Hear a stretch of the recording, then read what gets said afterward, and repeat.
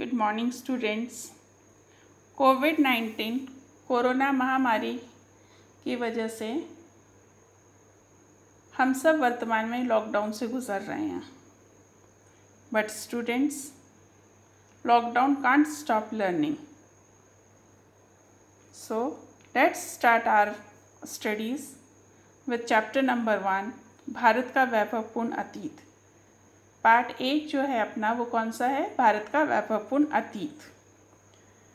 इसमें जो first topic है वो भारतीय इतिहास के स्रोत हैं। लेकिन भारतीय इतिहास के स्रोत से पहले हम अतीत यानी जो गुजर चुका, अतीत को जानने के लिए हमें इतिहास पढ़ना होगा। इतिहास की परिभाषा क्या होगी? मानव प्रगति की कहानी को इतिहास कहते हैं। इतिहास किसे कहते हैं? मानव प्रगति की कहानी को इतिहास कहते हैं। यानी वर्तमान में जो हो रहा है, वर्तमान में जो घटित हो रहा है, वो भविष्य में क्या हो जाएगा? इतिहास हो जाएगा। अब लेकिन वर्तमान में जो हो रहा है या जो अतीत में हुआ, उसका हमको कैसे पता चलेगा? तो उसको जानने के लिए हमें इतिहास पढ़ना होगा और उसके लिए हमें साक्ष्य चाहिए। इतिहास को जानने के लिए हमें साक्ष्य चाहिए। साक्ष्य यानी स्रोत। तो फर्स्ट टॉपिक जो हमारा है वो प्राचीन भारतीय इतिहास के स्रोत हैं। इन स्रोतों को 2 भागों में विभाजित किया है, पुरातात्विक स्रोत और साहित्यिक स्रोत। पुरातात्विक स्रोत को हमने पुनः 5 भागों में विभाजित किया है। फर्स्ट, अभिलेख। सेकेंड, उत्खनन से प्राप्त अवशेष। उत्खनन यानी खुदाई। थर्ड, सिक्के, मुद्राएं व मोहरें। फोर्थ, स्मारक यानी भवन, मूर्तियां व मंदिर। और नंबर 5 है शैल चित्रकला। अभिलेख के अंतर्गत शिलालेख, स्तंभलेख, गुहालेख, मूर्तिलेख, ताम्रपत्र अभिलेख, ये सब अभिलेख के अंतर्गत आते हैं। जो पुरातात्विक स्रोत है वो प्राचीन भारतीय इतिहास को जानने के लिए सबसे इम्पोर्टेंट, महत्वपूर्ण स्रोत माने गए हैं।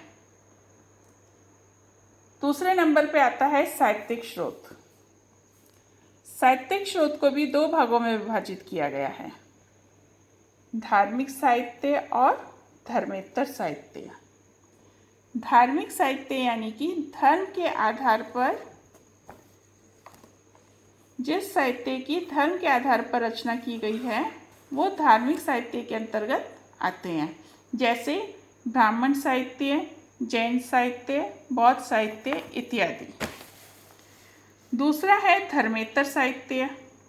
धर्मेतर साहित्य इस श्रेणी में भारत में धर्म के अतिरिक्त अन्य विषयों पर जो लिखा गया है वो साहित्य आता है। उसे क्या कहते हैं? धर्मेतर साहित्य। इसके अंतर्गत लौकिक साहित्य, ऐतिहासिक साहित्य, विशुद्ध साहित्य और विदेशी साहित्य आता है। विशुद्ध साहित्य जो है वो काव्य, नाटक, कथा और नीति शास्त्र के रूप में उसकी रचना की गई है। विदेशी साहित्य यानी कि जो विदेशी लोग भारत भ्रमण के लिए आए थे, भारत के सभ्यता और संस्कृति से परिचित होने के लिए, भारत दर्शन पर जो लोग आए थे और भारत से जाने, दर्शन से जो उन्होंने अनुभव प्राप्त किया, उस यात्रा का, उस अनुभव का जो विवरण है, वृत्तांत जो है, वो विदेशी साहित्य के रूप में हमें प्राप्त होता है। इसलिए विदेशी साहित्य भी एक तरह से साहित्यिक स्रोत हुए हमें प्राचीन भारत के इतिहास को जानने के लिए। एक बार पुनः दोहरान कार्य करेंगे हम। भारतीय इतिहास के स्रोत को 2 भागों में विभाजित किया गया है। कौन से 2 भाग? पुरातात्विक स्रोत और साहित्यिक स्रोत। पुरातात्विक स्रोत के अंतर्गत अभिलेख, उत्खनन से प्राप्त अवशेष, सिक्के, मुद्राएं, मोहरें, स्मारक, मूर्तियां वह मंदिर आते हैं। और शैल चित्रकला भी पुरातात्विक स्रोत के अंतर्गत आती है। दूसरा है साहित्यिक स्रोत। साहित्यिक स्रोत के अंतर्गत धार्मिक साहित्य और धर्मेतर साहित्य आते हैं। धार्मिक साहित्य जो धर्म के आधार पर जिनकी रचना की गई है, और धर्मेतर साहित्य धर्म के अतिरिक्त अन्य विषयों पर जो साहित्य लिखा गया है वो धर्मेतर साहित्य के अंतर्गत आता है। अब चलिए हम आगे। इस सबसे पहले हम साहित्यिक स्रोत पढ़ेंगे। साहित्यिक स्रोत के अंतर्गत हम सबसे पहले धार्मिक साहित्य पढ़ेंगे। बताया था ना आपको, धार्मिक साहित्य को दो भागों में विभाजित किया गया है। कौन से दो भाग हैं? धार्मिक साहित्य और धर्मेतर साहित्य। अब धार्मिक साहित्य के अंतर्गत सबसे पहले इसको भी फिर 3 भागों में विभाजित है। आपकी पुस्तक में, बुक में जो दिया गया है, धार्मिक साहित्य के अंतर्गत ब्राह्मण साहित्य, बौद्ध साहित्य और जैन साहित्य दिया गया है। ब्राह्मण साहित्य के अंतर्गत जो सबसे प्राचीन ग्रंथ हैं वो हैं वेद। वेदों की संख्या 4 है। आप सब जानते ही हैं वे चारों वेदों के नाम। पहला है ऋग्वेद। ऋग्वेद की हम छोटी छोटी सी परिभाषा लिखेंगे चारों वेद की। ऋग्वेद जो है इसके अंतर्गत कुल 10 मंडल हैं। पहले नंबर पे क्या लिखेंगे हम? ऋग्वेद के अंतर्गत कुल 10 मंडल हैं। नंबर 2, इसके अंतर्गत 1028